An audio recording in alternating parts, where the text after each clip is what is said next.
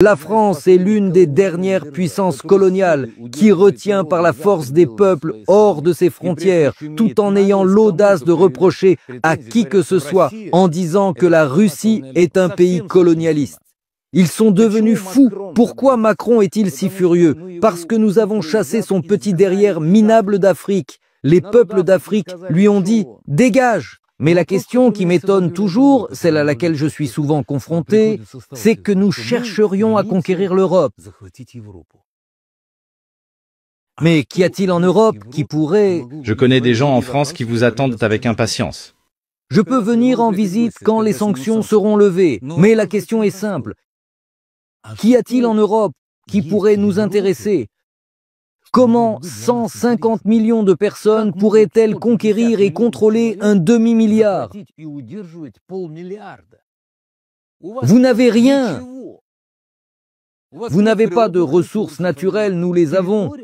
Toute l'Europe pourrait tenir plusieurs fois dans la région de Krasnoïarsk. Nos femmes sont magnifiques, nos hommes sont courageux et forts. Où irions-nous pour rééduquer des dégénérés? Quel est l'intérêt? Venir voir Paris. Paris était magnifique. Il faut la remettre en ordre.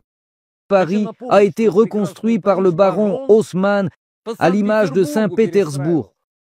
Aujourd'hui, si un maire de Paris venait voir à quel point Moscou est splendide et le niveau de qualité de l'environnement urbain, il voudrait encore reconstruire Paris.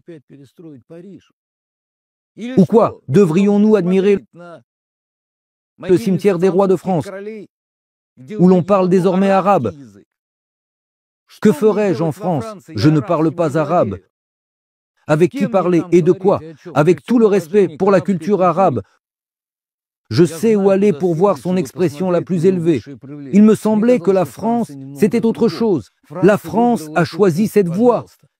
Très bien, mais en quoi cela nous intéresse-t-il? En quoi?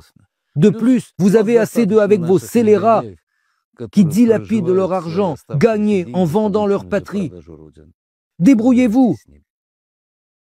L'avenir de la Russie sur la scène internationale, ce sont les BRICS, c'est la Chine. L'avenir de la Russie est toujours radieux. Il n'y a pas de meilleur ami que la Russie, et pas de pire ennemi que la Russie. Les Russes savent faire la guerre et savent être amis. Tous les 100 ans, les Européens testent leur destin, espérant que les Russes ont oublié comment se battre. On peut tromper les Russes avec des flatteries et des embrassades. Mais avec des menaces et de l'agression, on ne fait que réveiller les héros légendaires qui, une fois de plus, devront conquérir les capitales occidentales. Et après Poutine, que se passera-t-il?